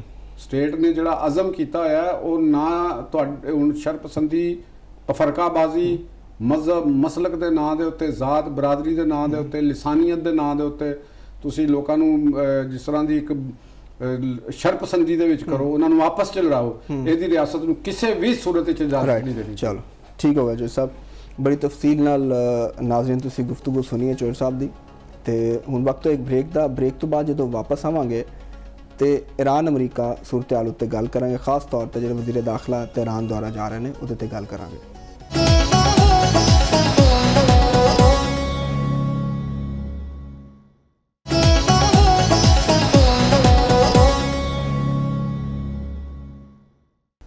Welcome back Nazreen. ईरान अमरीका ਜਿਹੜੇ ਮਾਮਲਾਤ ਨੇ ਡੀਲ ਦੇ ਹਵਾਲੇ ਨਾਲ ਪਾਕਿਸਤਾਨ ਦੀ ਸਫਾਰਤੀ ਕੋਸ਼ਿਸ਼ਾਂ ਨੇ ਉਹ ਬਦਸਤੂਰ ਜਾਰੀ ਨੇ। ਤੇ ਹੁਣ ਵਜ਼ੀਰ ਦਾਖਲਾ ਮੋਹਸਿਨ ਨਕवी ਜਿਹੜੇ ਨੇ ਉਹ ਤਹਿਰਾਨ ਜਾ ਰਹੇ ਨੇ, ਜਿੱਥੇ ਉਹ ईरान ਦੇ ਜਿਹੜੇ ਸੁਪਰੀਮ ਲੀਡਰ ਨੇ ਉਹਨਾਂ ਨੂੰ ਵਜ਼ੀਰ ਆਜ਼ਮ ਪਾਕਿਸਤਾਨ ਤੇ ਫੀਲਡ ਮਾਰਸ਼ਲ ਦਾ ਪੈਗਾਮ ਪਹੁੰਚਾਉਣਗੇ। ਤੇ ਸੂਰਤ-ਹਾਲ ਸ਼ੋਰ ਸਾਹਿਬ ਇੱਕ ਵਾਰੀ ਫਿਰ ਪਾਕਿਸਤਾਨ ਤੇ ਨਜ਼ਰਾਂ ਲੱਗੀਆਂ, ਐਫਰਟ ਜਾਰੀ ਪਾਕਿਸਤਾਨ ਦੇ। ਦੇਖੋ ਕੱਲ ਰਿਪੋਰਟ ਵੀ ਆਈ ਸੀ ਅਮਰੀਕਨਜ਼ ਵੈਬਸਾਈਟ ਦੇ ਹਵਾਲੇ ਦੇ ਨਾਲ, ਜਿਹਦੇ ਵਿੱਚ ਪਾਕਿਸਤਾਨ ਦੇ ਕਿਰਦਾਰ ਨੂੰ ਸਰਾਹਿਆ ਗਿਆ ਸੀ। ਔਰ ਨੋ ਡਾਊਟ ਪਾਕਿਸਤਾਨ ਮੁਸਲਸਲ ਕਰ ਰਿਹਾ। ਔਰ ਇਹ ਜਿਹੜਾ ਹੁਣ ਇਹਨਾਂ ਨਾਲ ਸਾਡੇ ਵਜ਼ੀਰ ਦਾਖਲਾ ਦਾ ਉੱਥੇ ਜਾਣਾ, ਔਰ ਉਸ ਤੋਂ ਪਹਿਲੇ ਬੜੀ ਤਵੀਲ ਮੁਸ਼ਾਵਰਤ ਦੋਨਾਂ ਪ੍ਰਾਈਮ ਮਿਨਿਸਟਰ ਸਾਹਿਬ ਨਾਲ ਵੀ ਔਰ ਫੀਲਡ ਮਾਰਸ਼ਲ ਜਿਹੜਾ ਆਸਮ ਮੁਨੀਰ ਸਾਹਿਬ ਨਾਲ ਵੀ। ਤੇ ਉਹਨਾਂ ਦੇ ਵਿੱਚ ਕਿਉਂਕਿ ਅਪਡੇਟਸ ਨੇ ਸਾਰੇ ਲੋਕ ਇਹ ਸੂਰਤ ਹਾਲ ਤੋਂ ਜਿਹੜੀ ਚੱਲ ਰਹੀ ਹੈ ਇਸ ਵਕਤ, ਔਰ ਮੁਜ਼ਾਕਰਾਤ ਦੀ ਜਿਹੜੇ ਸ਼ਰਾਇਤ ਨੇ, ਮੁਤਾਲਬਾਤ ਨੇ, ਉਹਨਾਂ ਦੇ ਜਿਹੜੇ ਤਰਮੀਮ ਇਜ਼ਾਫੇ ਦੀਆਂ ਗੱਲਾਂ ਨੇ, ਮੇਰਾ ਖਿਆਲ ਇਹਨਾਂ ਤੋਂ ਬਿਹਤਰ ਹੋਰ ਕੋਈ ਜ਼ਿਆਦਾ ਨਹੀਂ ਜਾਣਦਾ। ਵੈਲ ਇਨਫਾਰਮ ਸਾਡੇ ਪਾਕਿਸਤਾਨ ਦੇ ਪਰਸਨੈਲਿਟੀਜ਼ ਨੇ, ਤੇ ਉਹ ਈਰਾਨ ਗਏ ਨੇ ਤੇ ਉਹਦੇ 'ਚ ਯਕੀਨਨ ਕੋਈ ਨਾ ਕੋਈ ਡਿਵੈਲਪਮੈਂਟ ਹੋਏਗੀ ਔਰ ਇਰਾਨੀ ਰਜੀਮ ਦੀ ਤਰਫੋਂ ਜਿਹੜੇ ਮੁਜ਼ਾਕਰਾਤ ਲੋਕ ਕਰ ਰਹੇ ਨੇ ਉਹਨਾਂ ਦੀ ਤਰਫੋਂ ਯਕੀਨਨ ਕੋਈ ਸਿਗਨਲ ਆਇਆ ਹੋਣਾ ਹੈ ਕਿ ਵੀ ਤੁਸੀਂ ਆ ਜਾਓ ਤੇ ਫੇਰ ਹੀ ਇਹ ਪੋਸੀਬਲ ਹੁੰਦੀਆਂ ਨੇ ਇਹੋ ਜਿਹੀਆਂ ਚੀਜ਼ਾਂ। ਕੋਈ ਅਚਾਨਕ ਜਾਂ ਫੌਰੀ ਤੌਰ ਦੇ ਉੱਤੇ ਐਵੇਂ ਤੇ ਨਹੀਂ ਹੁੰਦਾ ਕਿ ਦਿਲ ਕੀਤਾ ਤੇ ਚਲੋ ਜੀ ਜਹਾਜ਼ ਫੜਿਆ ਤੇ ਚਲੋ ਤਹਿਰਾਨ ਚੱਲੀਏ, ਤੇ ਇਸ ਤਰ੍ਹਾਂ ਤੇ ਨਹੀਂ ਹੈਗਾ। ਉੱਥੋਂ ਦੀ ਰਜੀਮ ਦੀ ਤਰਫੋਂ ਜਿਹੜੇ ਮੁਜ਼ਾਕਰਾਤ ਦੇ ਜਿਹੜੇ ਅਹਿਮ ਕਾਰਨਰਸ ਨੇ ਉਹਨਾਂ ਦੀ ਤਰਫੋਂ ਕੋਈ ਮਿਲੀ ਹੋਣੀ ਹੈ ਤੇ ਉਹ ਕੋਈ ਕੀ ਆਈ ਹੋਣੀ ਤੇ ਗਏ ਨੇ ਉੱਥੇ। ਔਰ ਕੁਝ ਚੀਜ਼ਾਂ ਬਹੁਤ ਹੱਦ ਤੱਕ ਵਾਜ਼ੇ ਵੀ ਹੋ ਚੁੱਕੀਆਂ ਨੇ ਕਿਉਂਕਿ ਪ੍ਰੈਜ਼ੀਡੈਂਟ ਟਰੰਪ ਵੀ ਮੁਖਤਲਿਫ ਫੋਰਮ ਨੂੰ ਬਿਆਨਾਤ ਵੀ ਦੇ ਰਹੇ ਨੇ ਔਰ ਮੁਜ਼ਾਕਰਾਤ ਦੇ ਹਵਾਲੇ ਨਾਲ ਉਹਨਾਂ ਨੇ ਉਮੀਦ ਨੂੰ ਮੁਸਲਸਲ ਅਜੇ ਰੱਖਿਆ ਔਰ ਇਰਾਕ ਦੇ ਲੋਕ ਵੀ ਮੁਜ਼ਾਕਰਾਤ ਨੂੰ ਤਸਲੀਮ ਕਰ ਰਹੇ ਨੇ ਔਰ ਕੁਝ ਚੀਜ਼ਾਂ ਨਵੀਆਂ ਕੁਝ ਸਾਹਮਣੇ ਆਈਆਂ ਜਿਵੇਂ ਉਹਨਾਂ ਦੇ ਮੁਸ਼ੀਰ ਨੇ ਈਰਾਨ ਦੇ ਪਾਸ ਉਹਨਾਂ ਦੇ ਰਹਿਬਰ ਦੇ ਮੁਜਤਬਾ ਖਾਮੇਨਾਈ ਦੇ ਮੋਹਸਨ ਰਜ਼ਾਈ ਸਾਹਿਬ ਦਾ ਵੀ ਇੱਕ ਇੰਟਰਵਿਊ ਸੀ। ਬੜਾ ਮੈਂ ਸਮਝਣਾ ਕਿ ਬੜਾ ਇੰਪੋਰਟੈਂਟ ਇਹ ਚੀਜ਼ ਹੈਗੀ ਹੈ ਔਰ ਇੱਕ ਕਿਰਦਾਰ ਜਿਹੜੇ ਪਸੇ ਪਰਦਾ ਸਾਨੂੰ ਖੁੱਲ੍ਹ ਕੇ ਸਾਹਮਣੇ ਆਏ ਨੇ। ਉਹਨਾਂ ਨੇ ਜਿਹੜੀ ਟੈਲੀਵਿਜ਼ਨ ਨੂੰ ਇੰਟਰਵਿਊ ਦਿੱਤਾ ਵੈਸਟਰਨ ਟੀਵੀ ਨੂੰ ਅਮਰੀਕਨ ਨੂੰ, ਤੇ ਉਹਦੇ ਵਿੱਚ ਉਹਨਾਂ ਨੇ ਇਹ ਗੱਲ ਕਹੀ ਕਿ ਜਿਹੜਾ 24 ਅਰਬ ਡਾਲਰ ਦਾ ਈਰਾਨ ਦੇ ਸਾਸੇ ਮੁੰਜਮਦ ਨੇ ਉਹਨਾਂ ਨੂੰ ਖੋਲ੍ਹ ਦਿੱਤਾ ਜਾਵੇ ਅਗਰ ਪ੍ਰੈਜ਼ੀਡੈਂਟ ਟਰੰਪ ਉਹਨਾਂ ਨੂੰ ਰਿਲੀਜ਼ ਕਰ ਦਿੰਦੇ ਨੇ ਤੇ ਮੁਜ਼ਾਕਰਾਤ ਜਿਹੜੇ ਨੇ ਨਾ ਇੱਕ ਕਾਮਯਾਬੀ ਦੀ ਤਰਫ ਜਾ ਸਕਦੇ ਨੇ। ਤੇ ਮੈਂ ਸਮਝਦਾ ਇੱਕ ਬੜੀ ਵੈਰੀ ਹੋਪਫੁਲ ਮੈਨੂੰ ਲੱਗੀ ਹੈ ਕਿਉਂਕਿ ਇਸ ਕਾਰਨ ਤੋਂ ਗੱਲ ਆਉਣ ਦਾ ਮਤਲਬ ਇਹ ਹੈਗਾ ਕਿ ਜਿਹੜੇ ਰਹਿਬਰ ਦੇ ਜਿਹੜੀ ਲੋਕ ਨੇ ਜਾਂ ਜਿਹੜੇ ਮੁਜ਼ਾਕਰਾਤਕਾਰ ਨੇ ਇੱਥੋਂ ਸਾਬਤ ਇਹ ਵੀ ਹੁੰਦਾ ਕਿ ਜਿਹੜੇ ਰਹਿਬਰ ਆਲਾ ਨੇ ਉਹਨਾਂ ਦੇ ਜ਼ਿਹਨ ਦੇ ਵਿੱਚ ਵੀ ਮੁਜ਼ਾਕਰਾਤ ਨੂੰ ਕਾਮਯਾਬ ਕਰਨ ਦੀ ਗੱਲ ਦਾ ਇਸ਼ਾਰਾ ਮੈਨੂੰ ਤੇ ਵਾਜ਼ੇ ਤੌਰ ਤੇ ਨਜ਼ਰ ਆਇਆ। ਔਰ ਦੂਸਰੀ ਤਰਫ ਇੱਕ ਹੋਰ ਮਾਨੀ ਖੇਜ਼ ਬਿਆਨ ਦੇ ਵਿੱਚ ਮੈਨੂੰ ਉਹਦੀ ਇੱਕ ਸੀ ਕਿ ਜਿਹੜੀ ਅਬਾਸ ਅਰਾਕਚੀ ਸਾਹਿਬ ਨੇ ਇੱਕ ਗੱਲ ਕੀਤੀ ਸੀ। ਉਹਨਾਂ ਨੇ ਚਲਦੇ ਚਲਦਿਆਂ ਨਾਲ ਹੀ ਇਹ ਗੱਲ ਕਹੀ ਕਿ ਜਿਸ ਵਕਤ ਅਟੈਕ ਹੋਇਆ ਰਹਿਬਰ ਆਲਾ ਜਿਹੜੇ ਸ਼ਹੀਦ ਅਲੀ ਖਾਮੇਨਾਈ ਦੇ ਉੱਤੇ, ਤੇ ਮੈਂ ਉਸ ਕਮਰੇ ਦੇ ਵਿੱਚੋਂ ਮਲਬੇ ਦੇ ਵਿੱਚੋਂ ਨਿਕਲ ਕੇ ਆਇਆ। ਫਸਟ ਟਾਈਮ ਮੈਂ ਕਿਹਾ ਸ਼ਾਇਦ ਉਹਨਾਂ ਨੇ ਇਸ ਚੀਜ਼ ਦਾ ਇਨਕਸ਼ਾਫ ਕੀਤਾ ਔਰ ਇਹ ਇਨਕਸ਼ਾਫ ਕਰਨ ਦੀ ਕਿਉਂ ਜ਼ਰੂਰਤ ਪੇਸ਼ ਆਈ, ਪਹਿਲੇ ਕਿਉਂ ਨਹੀਂ ਕੀਤਾ ਗਿਆ, ਇਹ ਵੀ ਇੱਕ ਚੀਜ਼ਾਂ ਸੋਚਣ ਵਾਲੀਆਂ ਨੇ ਕਿ ਇਸ ਮੌਕੇ ਤੇ ਅਬਾਸ ਅਰਾਕਚੀ ਸਾਹਿਬ ਦਾ ਇਹ ਕਹਿਣਾ, ਦੂਸਰੀ ਤਰਫ ਮੋਹਸਨ ਰਜ਼ਾਈ ਸਾਹਿਬ ਦਾ ਜਾ ਕੇ ਟੀਵੀ 'ਚ ਜਾ ਕੇ ਗੱਲ ਕਰਨੀ ਕਿ 24 ਅਰਬ ਦੇ ਜਿਹੜੇ ਨੇ ਉਹ ਕਰ ਦਿੱਤੇ ਜਾਂਦੇ। ਤੇ ਇੱਥੋਂ ਮੈਨੂੰ ਇਹ ਵੀ ਲੱਗ ਰਿਹਾ ਹੈ ਕਿ ਜਿਹੜੀ ਈਰਾਨ ਦੇ ਅੰਦਰ ਪਾਵਰ ਸਟਰਗਲ ਹੈਗੀ ਨਾ ਰਜੀਮ ਦੇ ਅੰਦਰ ਕ੍ਰੈਡਿਟ ਲੈਣ ਦੀ ਔਰ ਉਹਦੇ ਹਵਾਲੇ ਦੇ ਨਾਲ ਵੀ ਚੀਜ਼ਾਂ ਦੀ ਉਹ ਵੀ ਕੁਝ ਚੀਜ਼ਾਂ ਅਨਫੋਲਡ ਹੋ ਰਹੀਆਂ ਨੇ। ਲੇਕਿਨ ਜਿਵੇਂ ਬਹਿਰ ਚ ਨਹੀਂ ਸੀ ਦੇਖ ਰਹੇ ਕਿ ਜਿਵੇਂ ਪਹਿਲੇ ਕਿਹਾ ਜਾ ਰਿਹਾ ਸੀ, ਤੁਸੀਂ ਵੀ ਕਈ ਵਾਰੀ ਜ਼ਿਕਰ ਕੀਤਾ ਕਿ ਜਿਹੜੇ ਪ੍ਰੈਜ਼ੀਡੈਂਟ ਔਰ ਜਿਹੜਾ ਗਰੁੱਪ ਹੈ ਇਹ ਚਾਹੁੰਦਾ ਮੁਜ਼ਾਕਰਾਤ ਹੋ ਜਾਣ ਔਰ ਜਿਹੜਾ ਉਹਨਾਂ ਦਾ ਦੂਸਰਾ ਸਿਸਟਮ ਹੈ ਸੁਪਰੀਮ ਲੀਡਰ ਔਰ ਬਾਕੀ ਉਹ ਪਾਸਦਾਰਾਨੇ ਇਨਕਲਾਬ ਵੀ ਉਹਨਾਂ ਦੀ ਤਰਫੋਂ ਜਿਹੜਾ ਉਹ ਚਾਹ ਰਹੇ ਨੇ ਕਿ ਨਾ ਹੋਵੇ। ਲੇਕਿਨ ਅਸੀਂ ਦੇਖ ਰਹੇ ਹਾਂ ਕਿ ਦੋਨੋਂ ਜਿਹੜੇ ਨੇ ਉਹ ਮੁਜ਼ਾਕਰਾਤ ਦੇ ਉੱਤੇ ਵੀ ਆਏ ਨੇ ਔਰ ਪਲੱਸ ਹੈ ਵੇ ਕਿ ਈਰਾਨ ਦੀ ਜਿਹੜੀ ਸਾਨੂੰ ਵਿਕਟਰੀ ਦੀ ਸਿਚੁਏਸ਼ਨ ਜ਼ਿਆਦਾ ਨਜ਼ਰ ਆਉਂਦੀ ਹੈ ਇਸ ਲਈ ਕਿ ਰਜੀਮ ਵੀ ਬਚ ਗਈ, ਅਸਾਸੇ ਵੀ ਉਹਨਾਂ ਦੇ ਜਿਹੜੇ ਨੇ ਉਹ ਵੀ ਹੋ ਜਾਣਗੇ, ਪਾਬੰਦੀਆਂ ਵੀ ਉੱਠ ਜਾਣਗੀਆਂ। ਜ਼ਾਹਿਰ ਮੁਆਹਦਾ ਇੰਨਾ ਤਵੀਲ ਹੋਇਆ ਔਰ ਅਮਰੀਕਨ ਪ੍ਰੈਜ਼ੀਡੈਂਟ ਸਾਨੂੰ ਨਜ਼ਰ ਆਉਂਦਾ ਕੁਛ ਉਤਾਵਲੇ ਹੁਣ ਨਜ਼ਰ ਆਉਂਦੇ ਨੇ ਕਿ ਕਿਵੇਂ ਕਿਸੇ ਵੀ ਤਰ੍ਹਾਂ ਜਲਦੀ ਹੋ ਜਾਏ ਕਿਉਂਕਿ ਹੁਣ ਵੀ ਉਹਨਾਂ ਨੇ ਕਿਹਾ ਕਿ ਈਰਾਨ ਕੋਲ ਹੋਰ ਕੋਈ ਰਸਤਾ ਨਹੀਂ, ਮੁਜ਼ਾਕਰਾਤ ਕਰਨੇ ਪੈਣਗੇ। ਫਿਰ ਉਹ ਤਾਰੀਫਾਂ ਕਰ ਰਹੇ ਨੇ ਜੀ ਬੜੇ ਤਾਕਤਵਰ ਨੇ, ਗਯੂਰ ਨੇ। ਤੇ ਇਹ ਸਾਰੀ ਸਿਚੁਏਸ਼ਨ ਦੇ ਵਿੱਚ ਤੁਹਾਨੂੰ ਕਿਹਦਾ ਪੈਰ ਜ਼ਿਆਦਾ ਉੱਤੇ ਨਜ਼ਰ ਆ ਰਿਹਾ? ਦੇਖੋ ਗੱਲ ਹੈਗੀ ਹੈ ਕਿ ਅਗਰ ਅਸੀਂ ਜਿਹੜੀ ਸਾਡੀ ਜਜ਼ਬਾਤੀ ਵਬਸਤਗੀ ਹੈ ਜਾਂ ਜਿਹੜੇ ਸਾਡੇ ਲੋਕਾਂ ਦਾ ਇੱਕ ਕਨਸੈਪਟ ਨਹੀਂ ਜਜ਼ਬਾਤ ਨੂੰ ਜਰਾ ਰੱਖ ਕੇ ਤੁਸੀਂ ਰਿਐਲਿਟੀ ਤੇ ਦੇਖੋ ਗੱਲ ਮੈਂ ਤੁਹਾਨੂੰ ਜਿਹੜੀ ਪਹਿਲੇ ਦਿਨ ਤੋਂ ਇੱਕ ਗੱਲ ਕਰ ਰਿਹਾ ਹਾਂ ਕਿ ਦੋਨਾਂ ਨੂੰ ਵਿਨ ਵਿਨ ਸਿਚੁਏਸ਼ਨ ਚਾਹੀਦੀ, ਦੋਨਾਂ ਨੂੰ ਚਾਹੀਦੀ। ਦੇਖੋ ਇਰਾਨੀ ਰਜੀਮ ਮੁਆਹਦੇ ਤੇ ਜਾਂਦੀ ਤੇ ਈਰਾਨ ਦੀ ਰਜੀਮ ਨੇ ਆਪਣੇ ਲੋਕਾਂ ਨੂੰ ਜਵਾਬ ਦੇਣਾ ਕਿ ਤੁਸੀਂ ਯੂਰੇਨੀਅਮ ਦੇ ਵਾਸਤੇ ਸਾਰਾ ਕੁਝ ਕੀਤਾ, ਤੁਸੀਂ ਕਿਹਾ ਸੀ ਐਟਮ ਬੰਬ ਦਾ ਨਾਲ ਸਮਝੌਤਾ। ਜਿਹੜੀ ਹੁਣ ਤੱਕ ਲੜਾਈ ਤੁਹਾਡੀ ਹੁੰਦੀ ਆਈ ਹੈ ਸਿਰਫ ਇੱਕ ਇਸ ਪੁਆਇੰਟ ਦੇ ਉੱਤੇ ਹੁੰਦੀ ਆਈ ਹੈ ਤੇ ਅੱਜ ਅਗਰ ਤੁਸੀਂ ਯੂਰੇਨੀਅਮ ਦੇ ਉੱਤੇ ਗੱਲ ਕਰਦੇ ਪਏ ਹੋ ਤੇ ਇਹਨੇ ਬੰਦੇ ਕਿਉਂ ਮਰਵਾਤੇ, ਇੰਨੀਆਂ ਤਬਾਹੀ ਕਿਉਂ ਕਰਵਾਤੀ? ਉਹਨਾਂ ਕੋਲ ਤੇ ਵੀ ਕੋਈ ਯੂਰੇਨੀਅਮ ਦਾ ਮੁਆਹਦਾ ਤੇ ਪਹਿਲੇ ਵੀ ਕੀਤਾ ਸੀ ਓਬਾਮਾ ਗਵਰਨਮੈਂਟ ਦੇ ਨਾਲ ਵੀ ਤੇ ਮੁਆਹਦਾ ਸੀ ਨਾ, ਰੁਕਾਵਟਾਂ ਹੀ ਸਨ, ਉਹ ਨਹੀਂ ਸੀ ਦੇ ਰਹੇ ਨਾ ਯੂਰੇਨੀਅਮ ਨੂੰ। ਆਖਰ ਤੱਕ ਕਹਿੰਦੇ ਸੀ ਅਸੀਂ ਕਿਸੇ ਨੂੰ ਨਹੀਂ ਦੇਣਾ ਤੇ ਅਗਰ ਹੁਣ ਉਹਦੇ ਤੇ ਕੋਈ ਮੁਆਹਦਾ ਹੁੰਦਾ ਤੇ ਕੁਐਸਚਨ ਹੁਣ ਉਹਨਾਂ ਨੇ ਕੁਝ ਲੈ ਕੇ ਆਪਣੀ ਆਵਾਮ ਕੋਲ ਵੀ ਤੇ ਜਾਣਾ ਹੈ ਨਾ। ਤੇ ਐਨਜੀ ਪ੍ਰੈਜ਼ੀਡੈਂਟ ਟਰੰਪ ਨੇ ਵੀ ਤੇ ਆਪਣੀ ਆਵਾਮ 'ਚ ਆਪਣੀ ਕਾਂਗਰਸ ਦੇ 'ਚ ਆਪਣੀ ਪਾਰਟੀ ਦੇ ਅੰਦਰ ਰਿਪਬਲਿਕਨ ਦੇ ਅੰਦਰ ਜਾਣਾ ਹੈ ਨਾ ਕਿ ਜੀ ਮੈਂ ਰਜੀਮ ਨਹੀਂ ਚੇਂਜ ਕੀਤੀ, ਮੇਰਾ ਤੇ ਰਜੀਮ ਨਾਲ ਤਲਕ ਹੀ ਨਹੀਂ ਸੀ, ਮੇਰਾ ਠੀਕ ਹੋ ਤੇ ਯੂਰੇਨੀਅਨ ਨਾਲ ਸੀ। ਮੈਂ ਕਿਹਾ ਸੀ ਕਿ ਉਹਨਾਂ ਦੇ ਕੋਲ ਨਹੀਂ ਰਹਿਣ ਦਿੱਤੀ ਜਾਏਗੀ, ਐਟਮੀ ਹਥਿਆਰ ਨਹੀਂ ਬਣਾਉਣ ਦਿੱਤੇ ਜਾਣਗੇ, ਉਹ ਅਸੀਂ ਕਰ ਲਿਆ। ਤੇ ਇਹ ਡਿਪਲੋਮੈਟਿਕ ਲੈਂਗੁਏਜ ਦੇ ਉੱਤੇ ਜਦੋਂ ਪੰਚਾਇਤਾਂ ਦੇ ਵਿੱਚ ਬਹਿ ਕੇ ਡਿਸੀਜਨ ਹੁੰਦੇ ਨੇ ਤੇ ਦੋਨਾਂ ਅਫਰੀਕਾ ਨੂੰ ਥੋੜਾ ਜਿਹਾ ਮੂੰਹ ਲੁਕਾਉਣ ਦੀ ਨਾ ਦਿੱਤੀ ਜਾਂਦੀ ਹੈ ਸਪੇਸ। ਠੀਕ ਹੋ ਗਿਆ। ਤੇ ਇਹ ਆਉਣ ਵਾਲੇ ਟਾਈਮ ਫਿਰ ਵਿਲ ਟੈਲ ਦੀ ਸਟੋਰੀ ਕਿ ਵਕਤ ਕੀ ਗੁਜ਼ਰਦਾ ਹੈ ਔਰ ਕਿਸ ਤਰ੍ਹਾਂ ਦੀ ਸਿਚੁਏਸ਼ਨ ਸਾਹਮਣੇ। ਚਲੋ ਠੀਕ ਹੋ ਗਿਆ ਚੋ ਸਾਹਿਬ, ਤੇ ਗੱਲਾਂ ਤੇ ਬਹੁਤ ਨੇ, ਡਿਬੇਟ ਬੜੀ ਲੰਮੀ ਹੋ ਜਾਣੀ, ਲੇਕਿਨ ਤੁਹਾਨੂੰ ਪਤਾ ਸਾਡੇ ਪ੍ਰੋਡਿਊਸਰ ਸਾਹਿਬ ਜਿਹੜੇ ਆਸਿਮ ਸਾਹਿਬ ਨੇ ਖਾਸ ਤੌਰ ਤੇ ਇਹ ਬਹੁਤ ਜ਼ਿਆਦਾ ਡਾਢੇ ਨੇ ਉਹ ਮਤਲਬ ਕਿ ਥੋੜਾ ਜਿਹਾ ਉਹ ਬਾਰ-ਬਾਰ ਇਸ਼ਾਰਾ ਕਰ ਰਹੇ ਨੇ ਕਿ ਬਸ ਵਾਸ ਨਾ ਚੱਲੇ ਨਾ ਤੇ ਉਹ ਕੁਝ ਕਰ ਵੀ ਲੈਣ। ਅੱਛਾ, ਹਾਂਜੀ, ਕੁਝ ਕਰ ਦਿੰਦੇ ਨੇ। ਅੱਲਾ ਖੈਰ ਹੀ ਕਰੇ। ਤੇ ਤੁਸੀਂ ਇੰਜ ਕਰੋ, ਉਹਨਾਂ ਦੇ ਕਰਨ ਤੋਂ ਪਹਿਲੇ ਤਾਂ ਕੰਮ ਚੰਗਾ ਹੀ ਕਰਦੇ ਨੇ। ਅੱਛਾ, ਫਿਰ ਠੀਕ ਹੈ। ਮੈਂ ਕਹਾਂ ਨਹੀਂ ਤਾਂ ਮਿਸਾਲ ਦੇ ਤੌਰ ਤੇ ਕੁਝ ਕਰਦੇ, ਸਾਨੂੰ ਕਹਿ ਦੇਣ ਕਿ ਚਲੋ ਤੁਹਾਨੂੰ ਕੋਲਡ ਕਾਫੀ ਪਿਆਈਏ, ਅੱਲਾ ਇਹ ਤਾਂ ਬੜੀ ਗੱਲ ਕਰ ਸਕਦੇ ਨੇ। ਇਹ ਤਾਂ ਅੱਛੀ ਗੱਲ, ਮੂਡੀ ਆਦਮੀ ਨੇ। ਚਲੋ ਬਾਹਰ, ਚਲੋ ਉਹਨਾਂ ਦਾ ਮੂਡ ਚੰਗਾ ਕਰਨ ਲਈ ਕੋਈ ਮੈਸੇਜ ਦੇ ਦਿਓ ਅੱਜ। ਅੱਛਾ, ਮੈਸੇਜ ਇਸ ਮੌਕੇ ਦੇ ਉੱਤੇ ਅਸੀਂ ਇਹ ਦੇਣਾ ਚਾਹਾਂਗੇ ਆਪਣੇ ਆਵਾਮ ਨੂੰ, ਜਿਹੜੇ ਦੇਖਣ ਵਾਲੇ ਨੇ, ਸੁਣਨ ਵਾਲੇ ਨੇ, ਖਾਸ ਤੌਰ ਤੇ ਬਲਤਿਸਤਾਨ ਦੇ ਵਿੱਚ ਇਲੈਕਸ਼ਨ ਹੋ ਰਹੇ ਨੇ, ਤੇ ਮੇਰੀ ਸਭ ਦੇ ਵਾਸਤੇ, ਪਾਕਿਸਤਾਨ ਦੇ ਲੋਕਾਂ ਵਾਸਤੇ ਸਾਰਿਆਂ ਦੀ ਖੁਆਇਸ਼ ਹੈ ਕਿ ਵੀ ਉੱਥੇ ਪੁਰਅਮਨ ਇਲੈਕਸ਼ਨ ਹੋਣ ਔਰ ਉੱਥੋਂ ਦੇ ਵੋਟਰਸ ਨੂੰ ਵੀ ਚਾਹੀਦਾ ਕਿ ਉਹ ਆਪਣੇ ਘਰਾਂ ਦੇ ਵਿੱਚੋਂ ਨਿਕਲਣ ਔਰ ਆਪਣੇ ਇੱਕ ਜਮਹੂਰੀ ਪ੍ਰੋਸੈਸ 'ਚ ਹਿੱਸਾ ਪਾਉਣ। ਔਰ ਸ਼ਰਪਸੰਦ ਅਨਾਸਰ ਜ਼ਰੂਰ ਕੋਸ਼ਿਸ਼ ਕਰਦੇ ਨੇ, ਕਿਉਂਕਿ ਸ਼ਰਾਰਤੀ ਅਨਾਸਰ ਕਦੇ ਬਾਜ਼ ਨਹੀਂ ਆਉਂਦੇ, ਉਹ ਐਨ ਟਾਈਮ ਤੇ ਵੀ ਕੋਸ਼ਿਸ਼ ਕਰਦੇ ਨੇ ਕੁਛ ਨਾ ਕੁਛ ਗੜਬੜ ਕਰਨ ਦੀ। ਤੇ ਸ਼ਰਪਸੰਦ ਅਨਾਸਰ ਦੇ ਉੱਤੇ ਨਜ਼ਰ ਰੱਖੀ ਜਾਵੇ ਔਰ ਕਿਸੇ ਕਿਸਮ ਦੀ ਗਲਤ ਐਕਟੀਵਿਟੀਜ਼ ਦੇ ਵਿੱਚ ਸ਼ਾਮਲ ਹੋਣ ਤੋਂ ਗਰੇਜ਼ ਕੀਤਾ ਜਾਵੇ ਔਰ ਜਮਹੂਰੀ ਅਮਲ ਨੂੰ ਮਜ਼ਬੂਤ ਕੀਤਾ ਜਾਵੇ। ਜਿਹੜਾ ਤੁਹਾਨੂੰ ਪਸੰਦ ਹੈ ਉਹਨਾਂ ਨੂੰ ਤੁਸੀਂ ਜਿਤਾਓ ਤਾਂ ਕਿ ਉੱਥੇ ਆਵਾਮ ਦੀ ਮਰਜ਼ੀ ਦੀ ਗਵਰਨਮੈਂਟ ਆ ਸਕੇ। ਬਿਲਕੁਲ ਬਿਹਤਰੀਨ। ਔਰ ਨਾਲ ਜਿਹੜੀਆਂ ਅਫਵਾਹਾਂ ਹੁੰਦੀਆਂ ਨੇ ਤੇ ਜਿਹੜੀ ਫੇਕ ਇਨਫੋਰਮੇਸ਼ਨ ਦਾ ਇੱਕ ਫਲੋ ਹੈ, ਉਹਦੇ ਤੇ ਵੀ ਤੁਸੀਂ ਚੁਕੰਨੇ ਰਹਿਣਾ, ਕਿਉਂਕਿ ਜਿਹੜੀਆਂ ਅਫਵਾਹਾਂ ਨੇ ਉਹਦੇ ਨਾਲ ਵੀ ਮਾਮਲਾਤ ਬੜੇ ਖਰਾਬ ਹੁੰਦੇ ਨੇ। ਬਹਰਹਾਲ ਨਾਜ਼ਰੀਨ, ਪ੍ਰੋਗਰਾਮ ਦਾ ਵਕਤ ਹੋਵੇ ਖਤਮ। ਹੁਣ ਹਾਜ਼ਰ ਹੋਵਾਂਗੇ ਅਗਲੇ ਜੁਮੇਰਾਤ ਤੇ ਕਰਾਂਗੇ ਗੂੜੀ ਗੱਲ ਲਤੀਫ ਚੌਧਰੀ ਦੇ ਨਾਲ।